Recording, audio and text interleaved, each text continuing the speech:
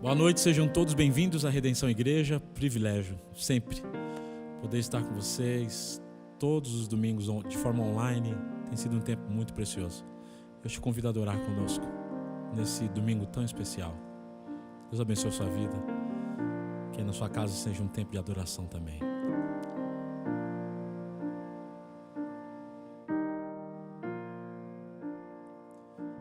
Venho a ti me confessar, pra minha alma descansar. Sem tuas mãos, perdido estou. Guia-me por teu amor. Ó Senhor, de ti preciso, mais e mais preciso, meu defensor, justo e fiel, de ti eu preciso.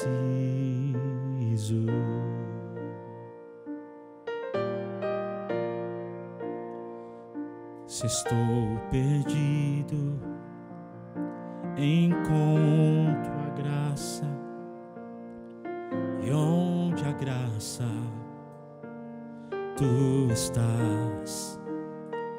Se estás aqui, a liberdade,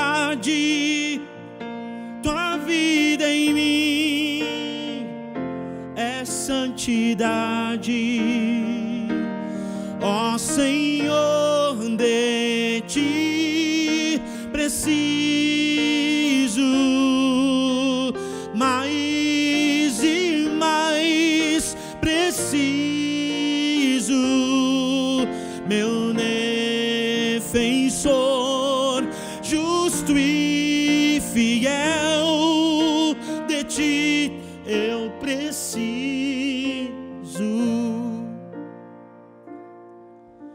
E quando a tentação surgir, que minha vida canta a ti. Se eu não conseguir mais suportar, teu amor me guardará. E se eu não conseguir mais suportar,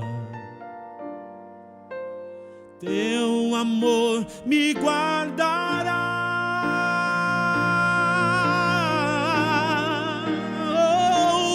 Ó Senhor, de ti preciso, mais e mais preciso, meu defensor, justo e fiel, de ti eu preciso, meu defensor, justo e fiel, de ti eu preciso.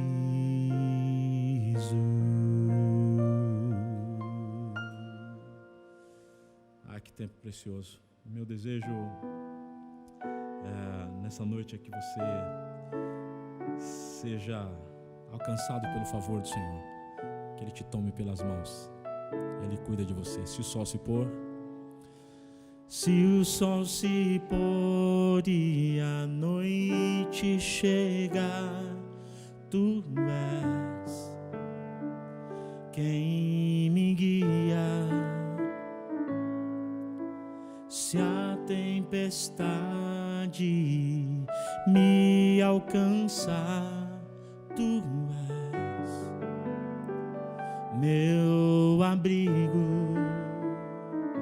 Se o mar me submergir, a tua mão me traz traz à tona pra respirar, me faz andar sobre as águas. Tu és o Deus da minha salvação, és o meu dono, minha paixão, minha canção e o meu louvor. Será que você pode levantar as suas mãos e cantar comigo? Aleluia. Cante comigo. Oh, aleluia, aleluia, aleluia,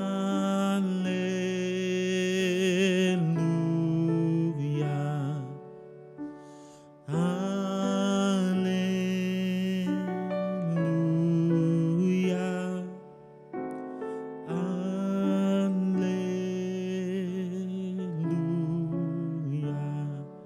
Senhor, eu oro para que o Senhor segure na mão dessa pessoa agora. Segure na mão dela. Muitas estão, de fato, submergindo, estão aflitas. Toma nas mãos. Segura, Pai. Segura, Senhor. Cante comigo, aleluia.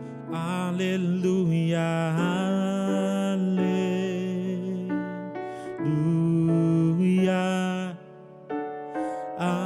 aleluia,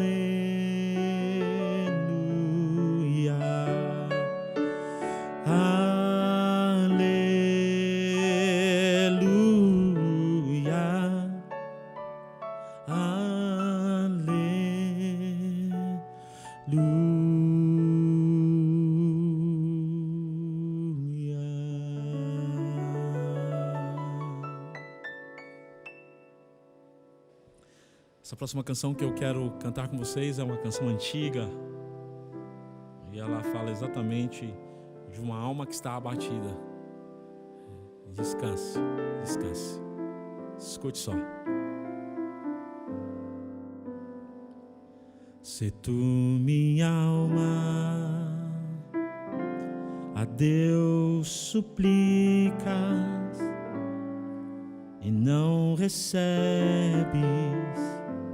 confiando fica em suas promessas, que são muito ricas e infalíveis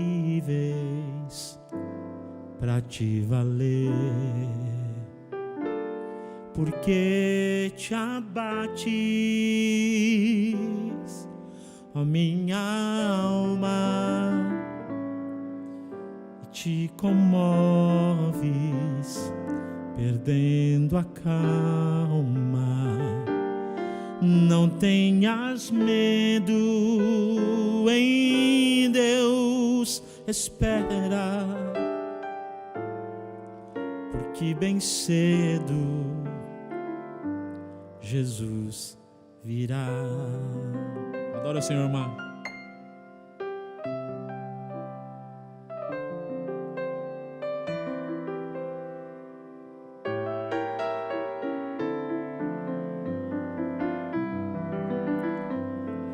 Terás em breve as dores findas no dia alegre da sua vinda. Se Cristo tarda, espera ainda mais um pouquinho, eu o verás. Porque te abates, ó minha alma, e te comoves, perdendo a calma. Não tenhas medo, em Deus espera, porque bem cedo Jesus virá.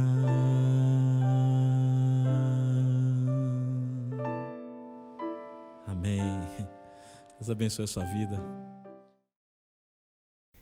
Estou alegre de ter você de novo aqui na Redenção TV, está perto da gente. Já falei várias vezes que a gente está gravando no nosso novo espaço e quero agradecer você que tem contribuído e dizer para você que na próxima semana, tá, a gente vai fazer uma entrega de alimentos na periferia, graças à ajuda de vocês. Então eu tinha falado que isso ia acontecer em 10 dias, então na semana que vem nós pretendemos fazer essa entrega de alimentos nós vamos beneficiar 40 famílias com a sua ajuda, o que é pelo menos 100 pessoas que estão num estado de fome e que vão ser assistidas porque você resolveu contribuir. Então, eu quero te motivar, tá aí o nosso Pix, para você fazer a sua contribuição, tá? Você vai estar ajudando o projeto que a gente está fazendo via internet, tá? Tudo que está acontecendo na Redenção, o projeto Redenção, e vai estar ajudando também pessoas que estão carentes, precisando de alimento. Então a gente vai dar notícia para vocês essa semana inteira sobre essa ida para apoiar ou para ajudar famílias que estão em estado de fome mesmo, sabe? Precisando, que estão desamparadas na região do Ângela, especificamente no bairro do Aracati. A gente vai prestar conta para vocês sobre isso e eu quero que você continue contribuindo.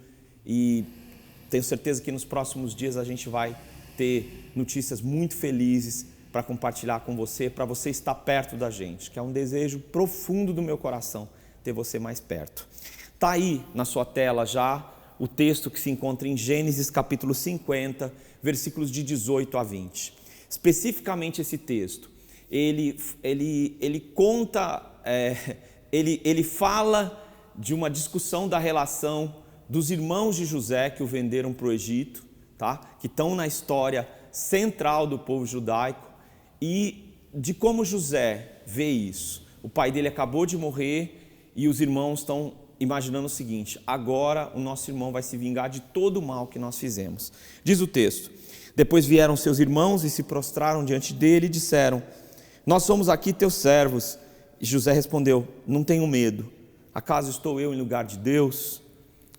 Vós, na verdade, planejastes o mal, intentastes o mal contra mim, porém Deus o tornou em bem, para fazer como vocês podem ver agora, que se conserve muita gente com vida. Como obter vitórias sobre grandes perdas? É sobre isso que eu quero falar com você. Nós estamos vivendo um momento de grandes perdas. Nós perdemos mais de 500 mil brasileiros e brasileiras. Pessoas perderam seus trabalhos. Pessoas perderam os seus empreendimentos, restaurantes, lojas, comerciantes, indústrias, perderam. Não se sabe o que elas vão fazer da vida, sabe? Pessoas perderam seus entes queridos, seus familiares. É muito triste ver uma pessoa, a gente tem visto pessoas se vacinando e aproveitando a oportunidade para dizer da saudade do pai, do irmão, da mãe que partiu com Covid, sabe? O mundo perdeu seu curso natural. O que a gente costumava chamar de uma coisa normal deixou de existir, sabe? E as pessoas estão à espera de um novo começo. E algumas pessoas estão à espera das mesmas coisas que aconteciam antes. Ou seja, elas estão querendo que a vida retorne ao que acontecia antes, para que volte a acontecer, sabe? Por outro lado, a gente está vivendo dias em que as pessoas foram expostas a seu escritório, seu trabalho virou a sua casa. E a gente está vivendo profundas crises familiares. Tem pessoas que partiram para se agredir. Por quê? Porque conflitos que não estavam resolvidos agora estão no centro da vida familiar, né? E algumas pessoas não esperam o novo. Elas esperam que o velho esteja lá tão logo a pandemia passe, o que é muito improvável. como obter vitória sobre os grandes conflitos. É isso que o texto fala. Por quê? Porque José foi vendido pelos irmãos dele para o Egito, morte lenta. Os escravos do Egito foram aqueles que construíram os grandes trabalhos dos egípcios, que tinham um trabalho arquitetônico incrível, com pedras gigantescas que eram movidas por escravos. E José foi vendido pelos seus irmãos, que não compreendiam seus sonhos como escravo, sabe? Seus sonhos agrediam os seus irmãos e a sua família, porque seus sonhos falavam de uma grandeza que os seus irmãos não aceitavam. E outra coisa, eles tinham uma inveja muito grande, porque José era filho de Jacó, mas o filho da sua esposa amada, e ele tinha um carinho todo especial para com José. E os seus irmãos tinham atitudes muito terríveis, eram extremamente violentos e tinham atitudes realmente muito, muito reprováveis, sabe? E infelizmente, a gente olhando para a história de José, a gente diria que a vida dele foi uma vida que ficou repleta de conflitos. Conflitos em todas as áreas, conflitos familiares. Seus irmãos resolveram matá-lo, mas um deles, que é Judá, diz: não matem não, vamos vender para ele ter uma morte lenta no Egito. Seus conflitos familiares eram conflitos graves, e eu não sei se você que está me ouvindo tem uma história familiar de desrespeito, de abuso ou de completa indiferença, o que é talvez uma das coisas mais terríveis de viver. Você esperava ter um cuidado, ter uma receptividade, e você não passou por isso, sabe? No caso de José, a sua vida inteira ele teve que lutar para se manter vivo e bem. Ele é vendido como escravo e ele vai para a casa de Potifar e ele vai trabalhar no que for necessário, mas como ele é destacado no que faz, ele se torna mordomo de Potifar, que é um oficial de Faraó. Mas o tempo inteiro a gente vê José lutando pela sua própria vida. Eu não sei se você que está me ouvindo hoje se sente assim, uma pessoa que está lutando para sobreviver. E é muito ruim quando a gente se sente lutando para sobreviver, porque parece que a gente não tem tempo para viver. No caso de José, ele não tinha o que fazer, ele era um escravo, e ele estava o tempo inteiro lutando para sobreviver. Por outro lado, a gente vê em José, na sua história, descrita em Gênesis, do capítulo 37 ao 50, que ele não desiste dos sonhos. Só que é muito duro isso, porque ao passo que José não desiste dos sonhos, por outro lado, ele tem um conflito. Seus sonhos e a realidade são muito distintas. Na realidade, ele está muito próximo de um sofrimento muito grande, que é a escravidão, que é a cada momento da vida dele ele vai piorando, sabe? Sempre à espera de um milagre que não parece não acontecer. Então ele tem um pouco de alívio, ele é reconhecido por Potifar, mas depois a sua esposa, aquela que é casada com ele, quer ter uma relação sexual com José, e José não quer fazer isso, e ele é acusado então de ter abusado da esposa de Potifar, e ele vai preso, e ele passa um longo tempo na prisão. Então a sua história parece uma história cheia de esperança, de sonho, mas ao mesmo tempo os sonhos parecem estar muito distantes da realidade. E por outro lado, a gente percebe no texto que ele nunca desistiu de um milagre. Ele parece estar sempre à espera de um milagre. Como é que ele tratou todas essas questões de conflitos? Como ele pôde obter vitória diante dos grandes conflitos que ele enfrentou? E o que a Bíblia diz sobre como a gente pode obter vitória quando a gente não consegue se livrar de grandes perdas, que eu e você podemos estar passando nesse momento? Em primeiro lugar, eu acho interessante o texto dizer que José não se colocou no lugar de Deus. Ele diz: acaso estou eu no lugar de Deus? A gente todos os dias tenta se colocar no lugar de Deus. Eu falo por mim mesmo. Quantas vezes eu tento resolver problemas que estão além do meu alcance? Quero ajudar pessoas, quero beneficiar pessoas, quero fazer projetos que estão além do meu alcance. E aí nós vivemos uma ansiedade muito grande, sabe? Sentimentos ruins tomam conta de nós, sabe? Lembrar dos irmãos e do que os irmãos fizeram com ele causava muito sofrimento para José. José não conseguia lidar com isso de uma forma satisfatória. Ele sofria muito. Por quê? Seus próprios filhos que nasceram no Egito, depois que ele se libertou de tanto sofrimento, lembram a casa dos seus pais e o sofrimento que ele passou. Então, apesar desses sofrimentos, José não se colocou no lugar de Deus. E eu e você não podemos nos colocar no lugar de Deus para julgar as pessoas, condenar as pessoas e nem para tentar viver o dia de amanhã que não nos pertence. Nós só podemos viver o dia de hoje. O texto de Gênesis 50 diz que seus irmãos pedem mais uma vez perdão para ele e ele os perdoa. A segunda maneira como ele lidou com esses conflitos foi dar lugar ao perdão. Sabe, muitos de nós nos sentimos melhores quando nós não perdoamos quem nos deve. Nós nos sentimos pessoas melhores quando olhamos para aqueles que são próximos de nós e sentimos que eles nos devem algo, porque eles cometeram mal contra nós. Então, nós podemos guardar uma vingança rigorosa, gigantesca, nós podemos fazer com que eles paguem até o último dia das suas vidas o quê? Lembrando-os do que eles devem para nós.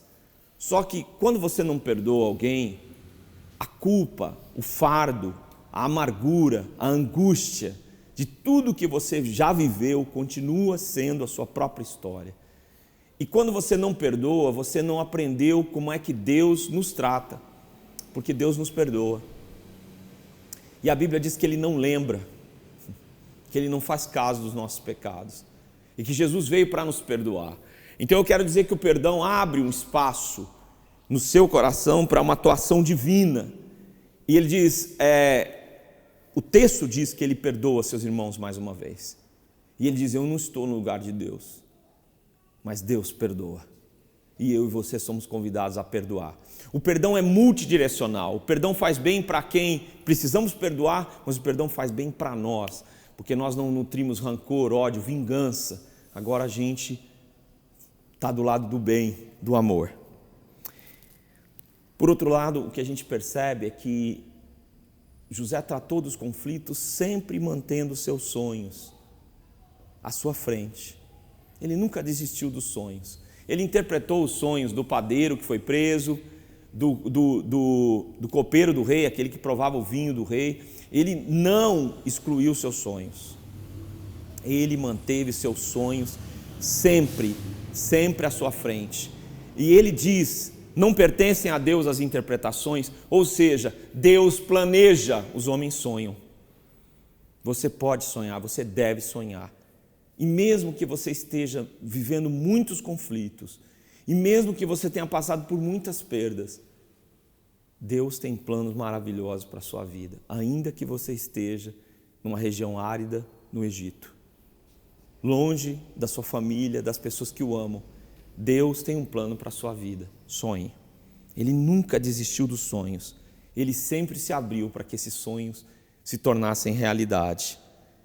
Por outro lado, o que eu acho lindo em José é que ele esperou e viveu o novo. Não desista de viver o novo. O novo você não viu como é. José se tornou administrador de todo o Egito. Como? Interpretando os sonhos de Faraó. De que depois de um período de prosperidade haveria um período de fome, haveria um período de grande carência, de grande sofrimento. E ele estocou comida, foi o conselho que ele deu para Faraó, no período de fartura, para então, no período da carência, da carestia, ele poder ter o alimento para compartilhar com o povo que dependia daquela comida. Ele interpretou o sonho. E assim que ele interpretou o sonho de Faraó, e o copeiro do rei disse, olha, tem um homem que consegue interpretar seus sonhos, eu conheci na prisão, e ele foi colocado administrador do Egito. Sabe, eu queria te falar uma coisa do fundo do meu coração, queria que você prestasse muita atenção nisso. Às vezes o sonho está muito perto da gente, mas a gente não tem coragem de abrir o coração para o sonho. A gente acha que não é para nós. Que aquilo, o novo, não cabe para a gente, porque a gente está repleto do velho. José estava aberto para receber o novo. Nós vamos, pós-pandemia, viver um novo mundo. E esse novo mundo não é como eu e você imaginamos, é um novo mundo. Um novo mundo não foi vivido por nós. Eu e você precisamos estar abertos para o novo. José estava aberto para o novo, aberto para os sonhos, e assim que as portas se abriram para ele, ele abraçou o novo. O novo nunca foi visto, e eu e você precisamos nos abrir. Para ter nova vida, a gente precisa estar aberto para o novo. Eu acho lindo quando a Bíblia diz que José permitiu que Deus o exaltasse. Ou seja, ele esperou, depois de tanto sofrimento, de ser escravo, de ser prisioneiro, de ter ficado sem luz, provavelmente um presídio na antiguidade. Eu não sei como era o dele, mas a maioria dos presídios eram em lugares escavados na rocha, escuros. E depois de José ter passado por tanto sofrimento, não sei, com certeza por mais de uma década, talvez 2 décadas de sofrimento, 1 década e pouco, Deus o exaltou. O pai dele reconheceu isso, seus irmãos reconheceram isso, o Egito inteiro reconheceu isso, Deus o exaltou. Eu queria te dizer que quando Deus nos exalta, Ele não nos coloca no lugar que nós achamos que deveríamos estar, Ele nos coloca no nosso lugar, um lugar onde a gente o reconhece. Quando José vai interpretar o sonho de Faraó, ele diz, eu sei que é verdade que você tem poder de interpretar os sonhos. Ele diz, isso não vem de mim, vem de Deus. Quando Deus concede, nos exalta, Ele nos coloca no nosso lugar. E nos exaltar não é nos encher de vaidade, de orgulho para pisarmos as pessoas. Como nós vamos ver, é nos colocar num lugar onde o propósito dele vai se cumprir na nossa vida. Em segundo lugar, eu quero te dizer que o versículo de número 20 diz o seguinte: vocês intentaram o mal contra mim, mas Deus o tornou em bem. E eu queria falar com você exatamente sobre isso. Queria compartilhar com você sobre como Deus torna o mal em bem. Nós temos grande dificuldade de pensar como José, porque nós somos muito acessíveis ao mal. Quando uma pessoa faz o mal para nós não queremos esquecer. Quando as pessoas fazem o bem para nós achamos que elas estão fazendo o que elas deveriam ter feito, porque nós merecemos o bem. Mas quando nos fazem o mal, a gente não esquece, a gente não perdoa, a gente não deixa para trás isso. É como se a gente vestisse uma roupa de mal. Para justificar isso que eu estou falando, hoje, quando você abre um jornal para ler, seja em que formato, digital ou físico, né? Quando você liga uma TV para ver o jornal, você só ouve péssimas notícias. Porque nós estamos numa pandemia, mas por causa da nossa leitura, maneira como as notícias chegam para nós. E aí, nós, ao invés de transformarmos aquele mal que nós ouvimos em uma coisa boa, porque é muito difícil, como transformar o mal? A gente fica impregnado por esse mal. Ouvir que morreram mais milhares de pessoas hoje é muito terrível. Chega uma hora que a gente não quer ouvir mais, né? Quando a gente recebe o sofrimento ou é maltratado, a coisa mais fácil para nós é darmos espaço para o rancor e criar raízes de rancor, espalhar essas raízes e tentar nos vingarmos de alguma forma. Mas quanto mais eu e você nos impregnamos do mal e deixamos que sentimentos de destruição tomem conta de nós, mais o passado parece ter domínio sobre o nosso presente e sobre o nosso futuro. E pior, o passado se reedita. Numa igreja que eu fundei, alguns anos atrás, eu tinha uma reunião de oração chamada dos aflitos. E eu me lembro de uma pessoa que chegou muito aflita no horário do almoço, essa reunião acontecia. E ele fez uma oração que me marcou. Ele disse: Deus, meus avós são divorciados, meus pais são divorciados e hoje é o dia do meu divórcio. Acaba com a maldição da minha família, Senhor, eu te peço.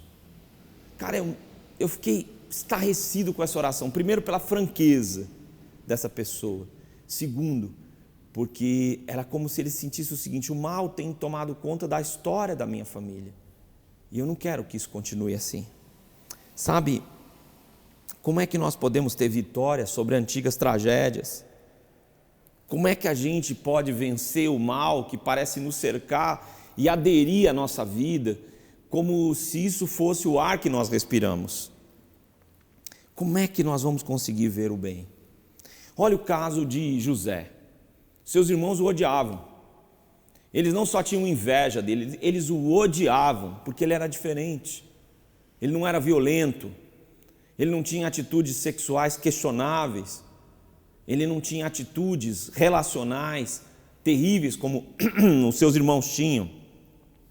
Sabe, os seus irmãos o odiavam, porque ele tinha roupas que o pai deles fez para ele, vestes coloridas, eles o odiavam.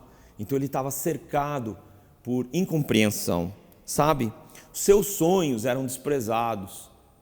Ele se abria para contar os sonhos, de imaginar, de ver nos seus sonhos que 11 estrelas, o sol e a lua se dobravam diante dele, e ele diz: o que é isso que você está sonhando? Seus irmãos, eu e sua mãe vamos nos dobrar a você?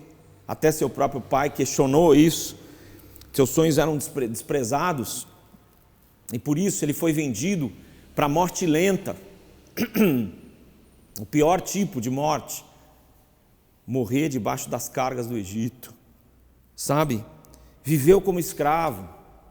Como alguém pode passar por uma situação de tamanha humilhação, vergonha e desprezo, sem que isso marque a sua vida negativamente para o resto dos seus dias? Ele viveu como um prisioneiro, e como eu falei para vocês, provavelmente num lugar de escuridão. Como enxergar a luz quando tudo que está ao seu redor é escuridão? Como no meio das paredes escavadas nas prisões, nas covas, ainda continuar mantendo a esperança de que o sol da justiça, que a luz que é o próprio Deus brilhe sobre a sua vida? Eu queria dizer que José tinha clareza que o coração dele era frágil, que ele era pequeno, que ele precisava de ajuda. É interessante que quando a mulher de Potifar o agarra, ele não enfrenta a situação, ele foge, ele deixa a sua roupa, a sua capa e foge. José sabe que ele é um homem frágil, que ele tem limitações, mas ele sabe que Deus é o único que pode transformar o mal em bem. E que eu e você precisamos nos aproximar dele, para que ele compartilhe sua vida conosco, para que a gente veja Deus transformar o mal em bem. Primeira coisa que eu quero te dizer sobre isso é que o mal entra dentro de nós. E de repente aquilo que a gente estava pensando que nunca ia habitar dentro de nós, rancor, vingança, ódio, porque a pessoa é de um partido, ou porque a pessoa nutre ideias que você acha absurdas. Então, o primeiro lugar onde Deus precisa transformar o mal em bem é o seu coração. O seu coração.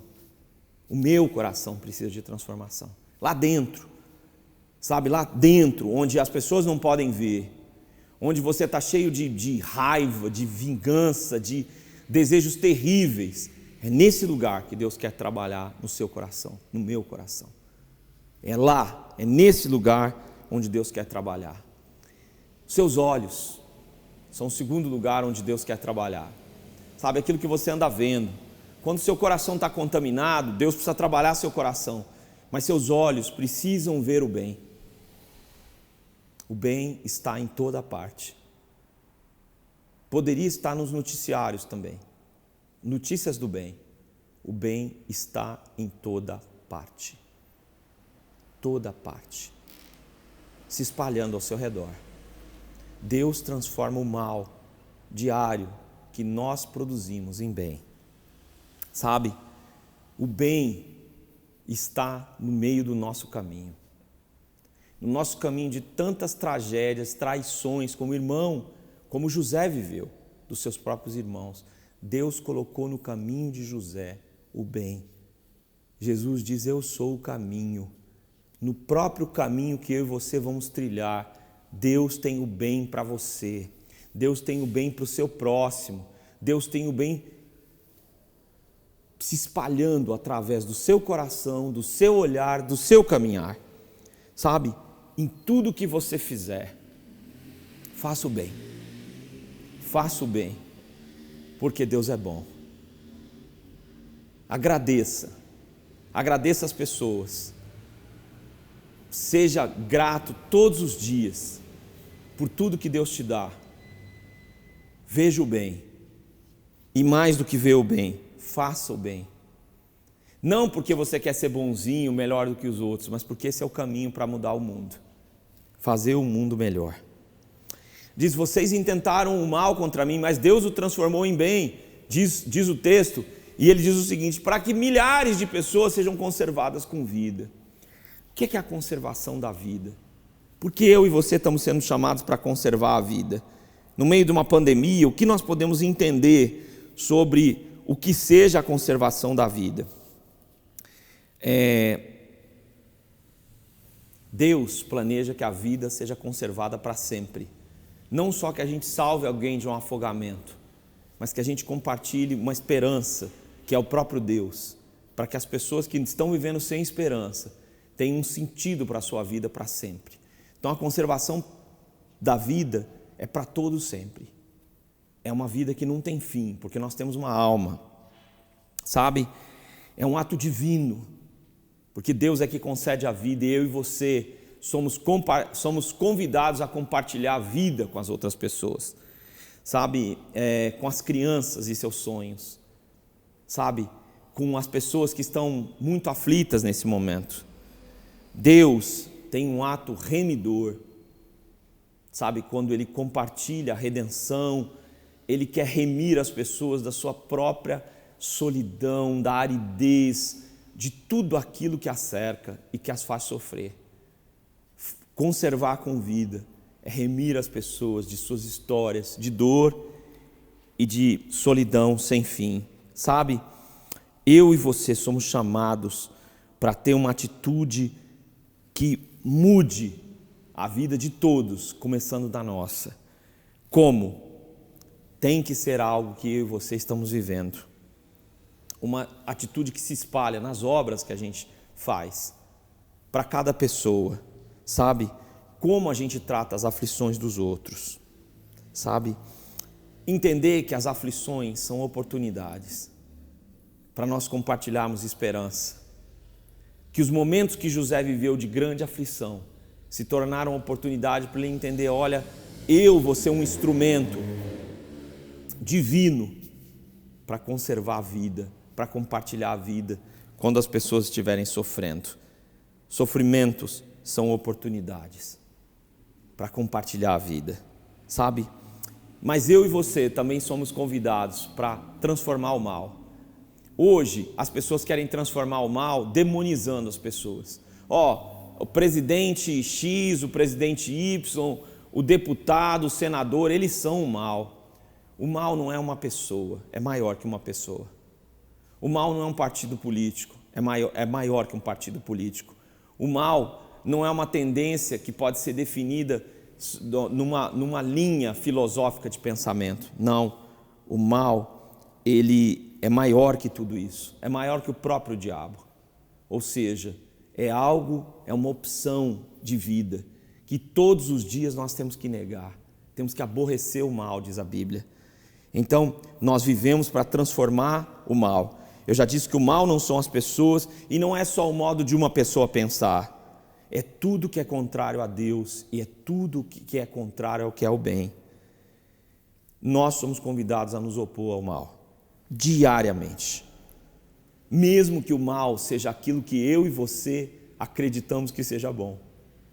Para andar com Deus, nós abandonamos o mal, vivendo o bem. Nos colocando a andar com Deus, não porque somos bons, mas porque Deus é bom. E nós então compartilhamos o bem